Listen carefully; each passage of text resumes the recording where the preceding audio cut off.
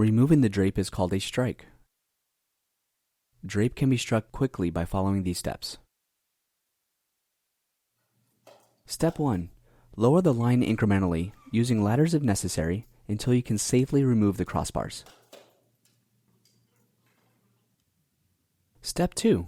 Disconnect the crossbars from the uprights and remove the drape panels.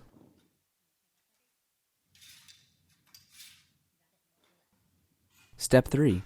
Collapse crossbars and uprights and organize them into their transport bags or dollies, or stretch wrap them in small bundles so they can be transported on the hamper. Step 4.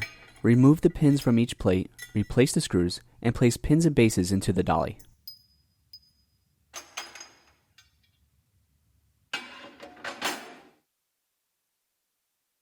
Step 5.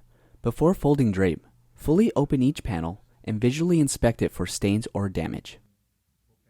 Damaged or dirty panels will be tagged so they could be cleaned or fixed after returning to the warehouse. Step 6. If a panel of drape passes the quality control inspection, fold it and place it neatly in a hamper.